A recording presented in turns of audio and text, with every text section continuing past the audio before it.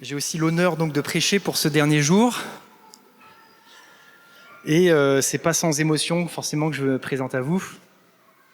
Qu'auriez-vous dit après avoir passé 17 ans dans cette église? La préparation de notre départ pour Aix-en-Provence me fait réfléchir au temps passé à CVV. Quand on a des projets futurs, parfois, c'est aussi des moments où on regarde dans le passé, les accomplissements ou aussi les échecs ou ce qu'on a vécu, la vie.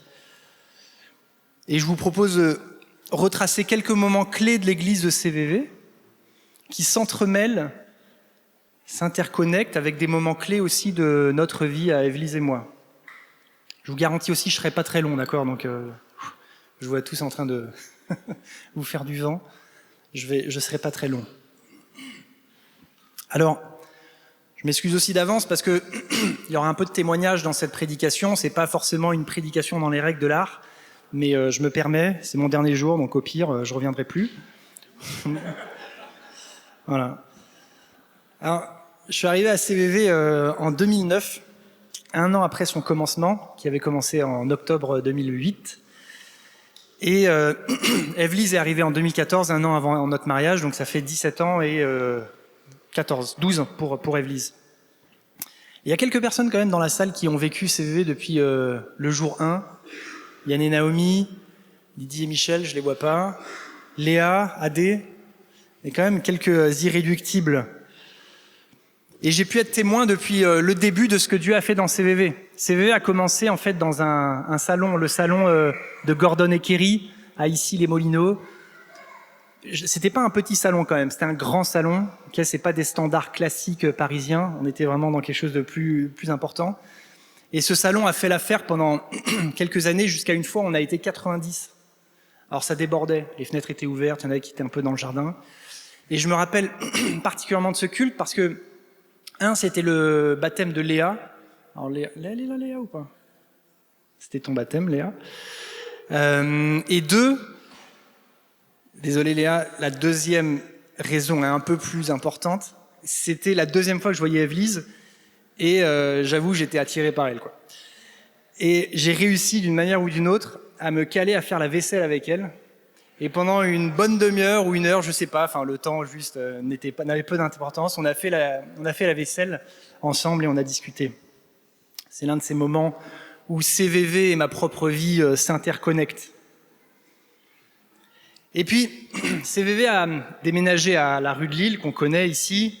D'abord, on était les cultes le soir, vous vous rappelez peut-être, c'était galère. Le culte à 18h avec ceux qui avaient des enfants. Alors nous, à l'époque, on n'avait pas. Merci Seigneur.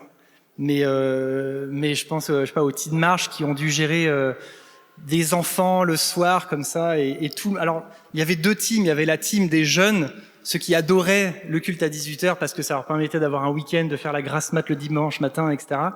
Et la team des parents qui détestaient, quoi. Et je me rappelle aussi de la rue de Lille, quand Dieu a donné à Gordon l'image et la prophétie de commencer cette église, il lui a donné une zone géographique dans laquelle le premier bâtiment de l'église serait. On appelait ça l'œuf. Il y avait un œuf qui était dessiné comme ça dans l'ouest parisien. Et cet œuf, on en a tellement parlé, c'est devenu l'œuf, quoi. Enfin, je veux dire, si je vous dis l'œuf, vous savez de quoi il s'agit, quoi. Et la rue de Lille était sur le trait de l'œuf. Et on se demande, il y avait vraiment cette discussion à un moment donné, est-ce que la rue de Lille est-elle dans l'œuf ou en dehors de l'œuf? Tu sais, c'est un peu comme à Roland-Garros, quoi. La balle qui tombe sur la ligne, elle est dedans ou elle est pas dedans? Bref.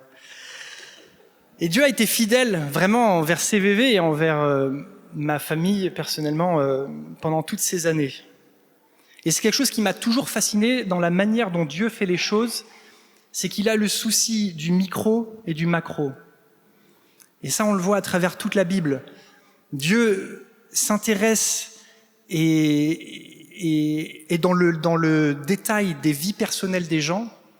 Et Dieu tient aussi une nation, une église, le monde dans sa main.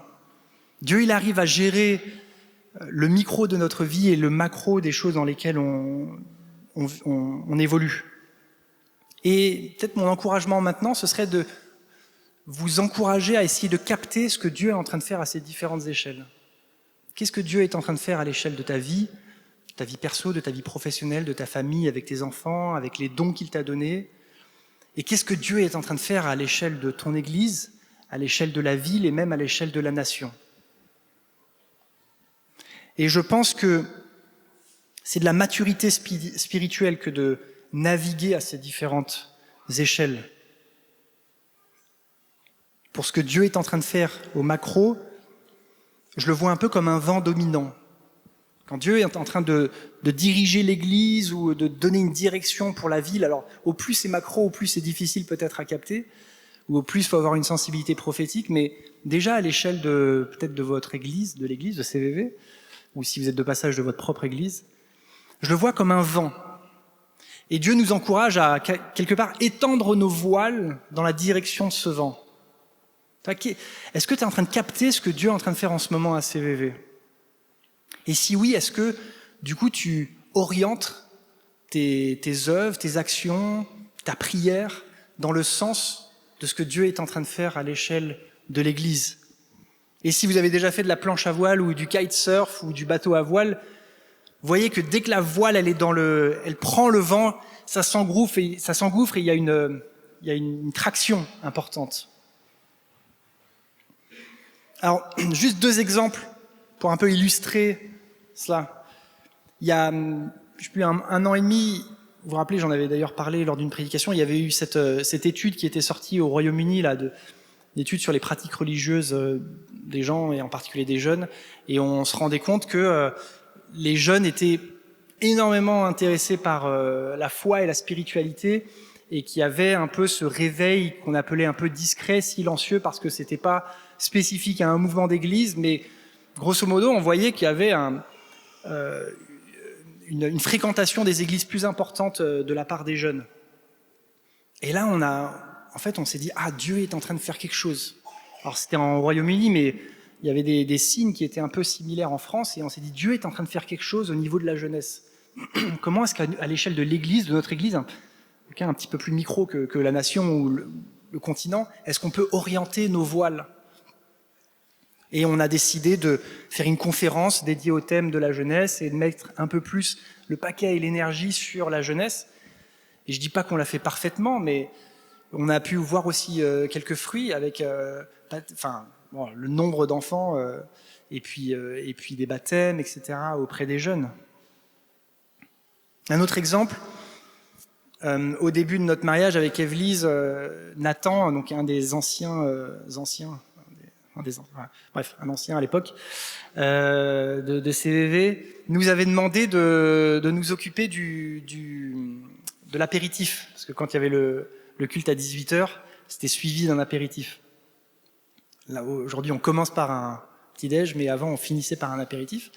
Et donc, avec Evelise, on a pris le sujet à bras-le-corps, on a monté cet apéritif, bu du vin, proposé du fromage, du pâté, etc. Et on a senti une direction qu'on nous proposait, qu'on nous demandait, et on a orienté nos voiles, on a orienté nos actions dans cette direction. Encore une fois, je dis pas ça pour nous jeter des fleurs, mais je vous montre aussi que des fois, ça se concrétise par des choses, on va dire, très simples, très concrètes. Dieu est dans la spécificité de nos vies, et Dieu est aussi dans le plus grand, la grande échelle. Essayez de capter ces 2 échelles. Alors, au cours de notre temps à CVV, on a essayé de partir déjà 2 fois.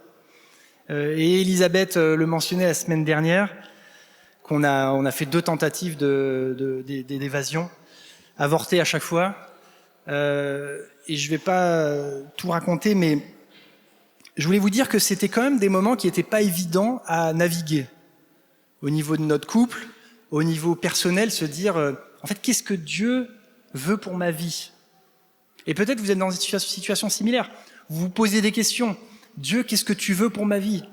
Je suis dans cette croisée des chemins. Où est-ce que tu m'appelles?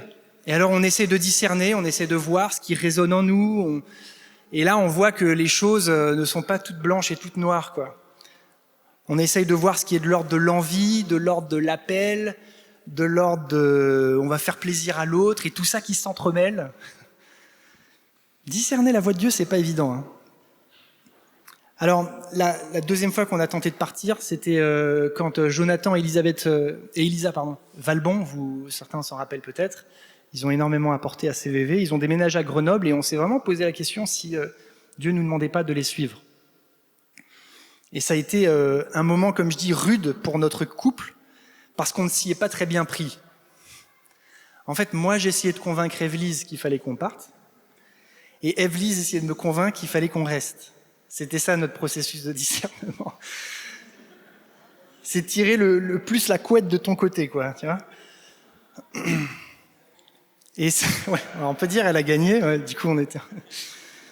Non, et Evelyse a été vraiment sympa parce que du coup elle a vraiment dit, bon ok, alors cherchons, essayons de prier, essayons de voir, on est allé là-bas, on a même porté les hallettes avec nous, et c'était intéressant comme moment. Bilan des courses, on a senti de Dieu finalement qu'il fallait qu'on reste ici. Et Dieu nous a donné une parole. C'était peut-être le seul moment, on va dire, très spirituel de tout ce chemin. C'était qu'on avait encore une saison à vivre à CVV et qu'après, il nous enverrait en dehors de Paris. Mais je veux aussi vous rassurer que des fois, dans nos chemins de discernement, c'est pas très linéaire. Discerner la voix de Dieu, c'est pas forcément facile, parfois, il faut le reconnaître. En plus, quand vous êtes à deux, alors là, laisse tomber, compliqué.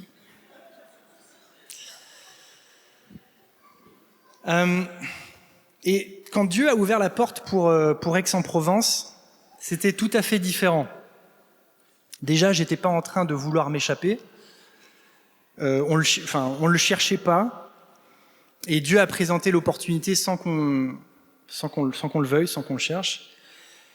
Et peut-être une des choses qui a été vraiment différente que la fois avec Grenoble, c'est que, bon, on a appris quand même de Grenoble, on s'est dit on va pas essayer de tirer la couette, enfin je ne vais pas essayer de tirer la couette. Mais deux, on s'est aussi plus rapidement, je pense, entouré de personnes pour ce discernement. Et quand on a eu cette opportunité pour Aix-en-Provence, on a tout de suite parlé aux anciens et aux couples, et on a eu aussi un cheminement avec l'équipe, pas nous seuls. Et ça, je voudrais vous le dire, et voilà, insister sur ce point. Si vous êtes à la croisée des chemins dans votre vie, ne discernez pas seuls les choses. On est un corps, on est une église, on est des frères et sœurs, et c'est pas forcément quelque chose à étaler à tout le monde, mais il y a peut-être quelques personnes de confiance, des personnes aussi que vous valorisez spirituellement, qui peuvent vous accompagner et vous aider dans ce chemin de discernement. Alors, aussi, une des choses qui nous donne de la paix pour partir, c'est que, Dieu a dit, vous avez encore une saison à vivre, et cette saison, c'était la saison où moi je suis devenu ancien, et où Evelyse a été fortement impliquée dans l'équipe accompagnement pastoral et l'équipe jeunesse. Et quand je suis devenu ancien, j'ai dit à Ben, j'en ai pour 3 à 7 ans. Voilà ma fourchette, 3 à 7 ans, t'en rappelles? On était sur les bords de Seine, on était en train de manger un Burger King. Et véridique. Et je lui dis, on en a pour 3 à 7 ans. Donc je sais pas si ça aide ou pas, mais voilà. Et là, ça fait 3 ans et demi. Donc Dieu a... On est dans la fourchette. Fourchette basse, mais fourchette quand même. Alors, je voulais quand même, parce que c'est une prédication, lire un passage biblique qui nous a beaucoup aidé aussi avec Evelyse. C'est un passage que Dieu a donné à Evelyse. On le lit en Genèse 12. L'Éternel dit à Abraham, donc Abraham, avant qu'il s'appelle Abraham, va-t'en de ton pays, de ta patrie et de la maison de ton père, dans le pays que je te montrerai. Alors avant de plonger dans le texte, juste quelques éléments contextuels. On est en Genèse 12, très tôt dans la Bible. 1 et 2, c'est la création. 3, Adam et Ève sont chassés. 4, Caïn et Abel. Puis après, on a Noé sur 6 à 10. Et puis 11, on a la tour de Babel. Et la fin de 11, on a un peu la lignée généalogique qui nous amène jusqu'à Abraham. Et on lit que Téra, le père d'Abraham, partit d'Our, une ville, je ne sais pas où, emmenant avec lui son fils Abraham, son petit-fils Lot, Saraï, la femme d'Abraham, pour se rendre au pays de Canaan. Quand j'ai lu le passage, j'avais oublié ce détail. Mais arrivé à Haran, ou Haran, je ne sais pas comment on prononce, ils s'y établirent. Donc ils quittent Our pour se rendre au pays de Canaan, mais ils s'arrêtent à Haran. Alors ce passage, au premier abord, il paraît un peu dur, mince. Il faut quitter son pays, sa patrie, la maison de son père, ça fait beaucoup. Alors oui, c'est vrai, quand Dieu envoie, il y a souvent un coût. Et en même temps, c'est comme si Dieu reconnaissait ce coût. Dieu, il n'est pas en train de dire « vas-y, suis-moi, ne t'inquiète pas, ça va être simple ». Dieu, il reconnaît que quand on le suit et quand on quitte, eh ben, il y a un coût. Et cette énumération de ton pays, ta patrie et la maison de ton père, c'est pour moi comme si Dieu qui reconnaissait le coût de notre départ, d'un départ, de le suivre. Dieu aurait pu juste dire « va dans le pays un tel ou dans le pays que je te montrerai », mais non, le focus, il est ici sur le départ, plus que sur la destination. Alors quitter, c'est quitter son pays, donc sa région, ses repères, son travail, son ancrage local, son église locale, ses voisins, sa langue ou l'accent de sa région. Nous, on va en rejoindre un autre accent. Alors Aix-en-Provence, c'est un peu plus soft que Marseille, mais quand même.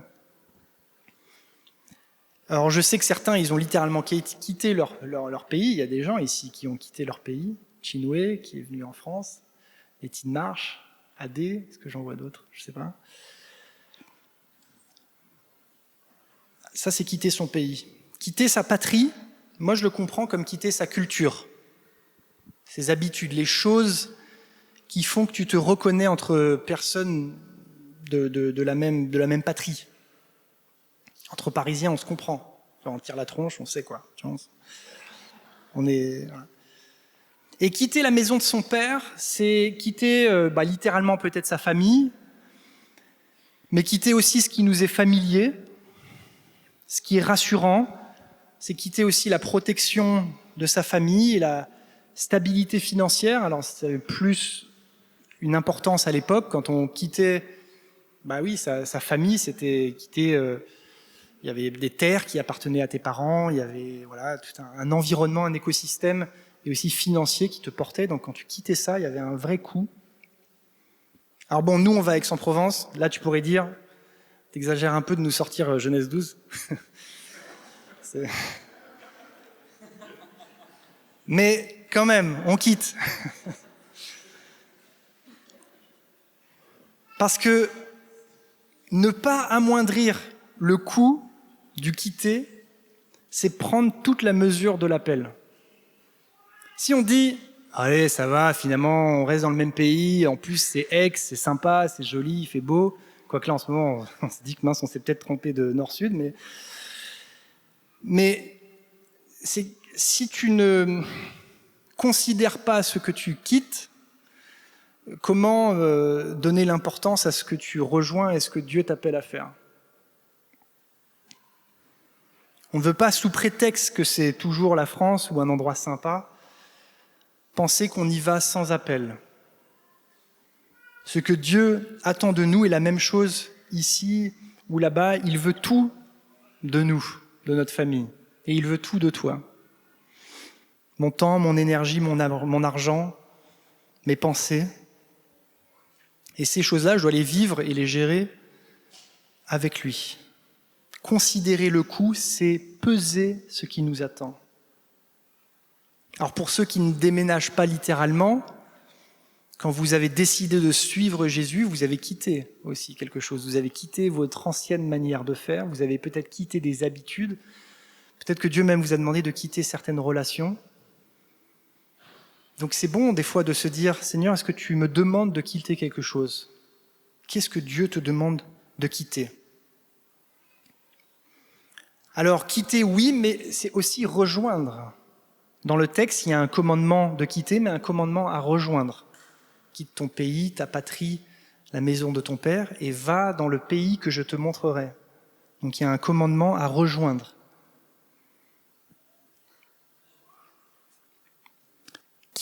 On voit que c'est quitter des certitudes et rejoindre une incertitude. Et parfois, on est focus sur l'un ou sur l'autre. Focus sur ce qu'on va perdre en suivant la direction de Dieu, en suivant Jésus, mais on oublie qu'on est en train de rejoindre quelque chose d'autre.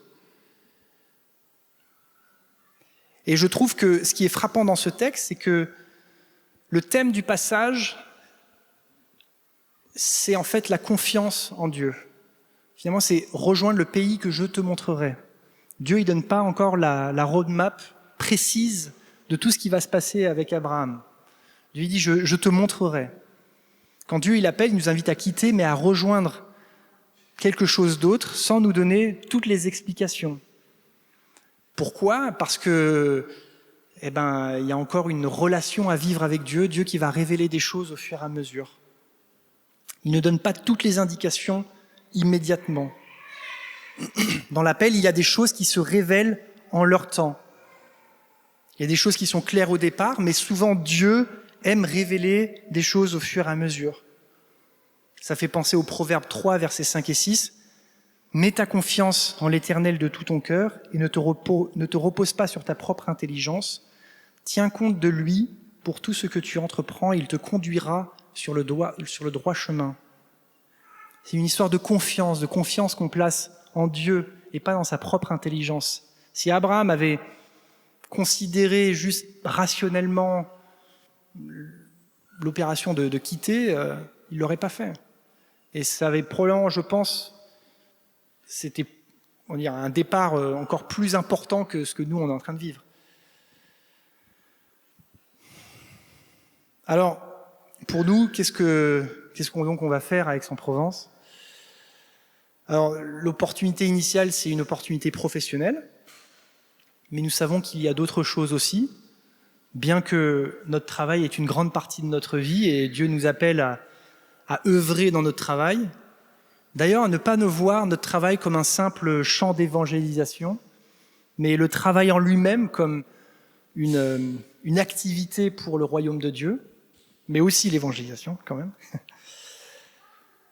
Et quand j'en parlais avec Jonathan Valban, du coup je vous l'ai présenté un peu plus tôt dans ma prédication, il m'a dit, tu vas faire le tour des églises, tu vas chercher ce que tu avais à CVV, des relations authentiques, la grâce, la liberté dans l'esprit et puis, puis le cœur du Père, et tu vas voir que tu ne trouveras pas ça dans les églises et tu vas commencer ta propre église. Mais non, on ne va pas faire ça, Jonathan. Nous n'allons pas implanter une église, en tout cas pas maintenant. On va probablement rejoindre une église. Non, parce qu'il y en a beaucoup qui m'ont demandé si on allait implanter une église. Donc je vous dis non, on ne va pas implanter d'église. Pas pour l'instant. En tout cas, on n'a pas la conviction que Dieu nous demande de faire ça. Mais, comme il dit à Abraham, le pays que je te montrerai. Suspense. Mais quand même, ce qui est fascinant aussi dans ce passage, c'est qu'on quitte beaucoup, mais on reçoit énormément. Et si on lisait la suite du passage que je vous ai lu, on voit toutes les promesses que Dieu fait à Abraham. C'est énorme. Alors, ce qui m'a aussi un peu interloqué, c'était justement là, le Téra, son père, qui quitte Our pour rejoindre le pays de Canaan, et il s'arrête à mi-chemin. Et donc, le pays que je te montrerai, c'est le pays de Canaan. Et c'est d'ailleurs devenu le pays que je te montrerai au pays que je te donnerai. D'abord, Dieu, il révèle par étapes. Peut-être que si Dieu avait dit à Abraham, le pays que je te donne, et qu'il lui avait déroulé tout, Abraham, ça l'aurait fait flipper. Parfois, Dieu, il nous révèle pas tout parce que si on savait à quelle sauce on allait être mangé, on voudrait peut-être pas y aller. Mais Dieu promet des choses incroyables à Abraham. Il promet un pays, il promet une descendance, alors que sa femme était stérile déjà. Il promet de lui donner une renommée. Et il promet aussi que toutes les familles du monde seront bénies à travers sa descendance. Et c'est la première prophétie messianique qui parle bien sûr de Jésus. in fine. Et si on lisait la généalogie de Jésus, on retrouverait Abraham. Alors, aujourd'hui, on part, mais il ne faut pas attendre de partir pour se sentir envoyé. Nous sommes tous envoyés dans nos familles, dans nos milieux professionnels, dans notre voisinage. Et là, vraiment, je remercie les Teen March qui ont tellement bien communiqué la passion pour le voisinage dans toutes ces années où on était dans leur groupe de vie et puis après à CVV Sud-Est. Je ne sais plus pourquoi j'ai marqué ça. Ouais, c'est pas grave. Quand j'étais plus jeune chrétien, j'ai souvent eu un complexe sur l'appel que je sentais que Dieu m'avait donné. Dieu, à l'époque, m'avait demandé d'être prof. C'était vraiment ce qui brûlait en moi. J'avais vraiment ressenti de Dieu. J'avais eu des paroles prophétiques, etc., pour devenir professeur. Et je voyais autour de moi d'autres personnes qui avaient d'autres appels. Soit des appels plus spirituels, genre pasteur ou missionnaire, soit des appels plus, on va dire, prestigieux dans le monde professionnel, quoi. Prof, c'est un peu average, quoi. Et désolé les profs. Et ben, c'est comme ça que je le ressentais en fait. J'étais complexé par l'appel que Dieu m'avait donné. Mais en fait, l'appel que Dieu nous donne, il est incroyable, il est spécifique à chacun d'entre nous. Et c'est à nous aussi de rendre ce que Dieu nous donne incroyable. J'étais en train de faire les cartons hier et je suis tombé sur un petit livre qui s'appelle Éloge de l'héroïsme, qui un ancien collègue prof m'avait donné lorsqu'il avait quitté le collège où j'enseignais. Et il me remerciait pour ce que j'avais apporté dans la salle des profs. Et en fait, le matin, quand j'arrivais en salle des profs, je disais « Allez les gars, on va changer le monde aujourd'hui ». Au début, c'était un peu une blague, mais c'est resté quelque chose... du coup, tout le monde disait le matin, après chaque récréation, quand ça sonnait, « Allez, on va changer le monde ». Alors qu'avant, c'était « Oh, ces gosses, ils nous saoulent et tout ». Et là, c'est « On va aller changer le monde ». Et en fait, même si votre appel, il paraît average, moyen, en fait, non. Dieu vous demande de faire des choses incroyables. Et c'est à vous aussi de vous saisir de ce que Dieu vous demande de faire pour le rendre incroyable. Alors, je voudrais pas jouer au patriarche ou machin, celui qui a tout compris ou machin, loin. Mais je voudrais quand même profiter de ces derniers instants en tant qu'ancien, parce qu'après je vais déposer ma démission, hein, je vous préviens, pour appuyer quelques indispensables. Eh ben, je vous encourage à vivre 3 choses. Je vous encourage à vivre la grâce de Dieu, vous la donner les uns envers les autres, la recevoir de Dieu. Je vous encourage à toujours rechercher la présence de Dieu dans nos cultes, dans votre vie personnelle, en couple, rechercher la présence de Dieu. Et bien sûr, je vous encourage à vivre des relations authentiques. Vous l'aurez compris, j'ai donné les 3 valeurs de CVV, mais ce sont vraiment 3 valeurs que moi je veux garder pour ma propre vie aussi. Une des paroles prophétiques qui a été donnée à CVV, c'est que CVV serait un porte-avions où des gens arriveraient et des gens repartiraient, comme des avions comme ça. Et donc là, nous, on est en train de repartir. Et ben, je repars avec ces 3 valeurs. C'est ce qui est devenu maintenant une ADN ancrée en moi, des choses que je veux vraiment vivre et poursuivre et rechercher dans ma prochaine église. Et si elle n'y est pas, contribuer à y apporter. Alors, Evelyse voulait partager quelques mots. Comme je vous l'ai dit, elle n'est pas là parce qu'Edouard est malade. Donc je lis à sa place. CVV, c'est l'église où j'ai découvert la vie avec l'esprit, la liberté dans le Seigneur. Et ça a été incroyable et ça a été possible grâce aux relations et à la louange et à la prière. Il y a quelques personnes que j'aimerais honorer avant de partir. Lydie et Michel. Je les ai pas vus d'ailleurs. Ah si, mais voilà, Michel. Lydie et Michel. Vous m'avez d'abord accueilli chez vous pendant 1 an quand j'étais étudiante. Et puis, vous avez été là pour notre mariage avec Adrien, l'arrivée des enfants. Vous nous avez tellement soutenus. Merci pour votre amour. Vous avez été des parents pour moi. Comment vous quitter après toutes ces années? Alors, Yann, Naomi, Léa, les enfants, quelle joie d'avoir pu passer ces années ensemble à Sud-Est, à la rue de Lille. Merci pour votre regard plein d'amour, vos prières, votre écoute. Notre vie à Paris n'aurait pas été aussi belle sans vous.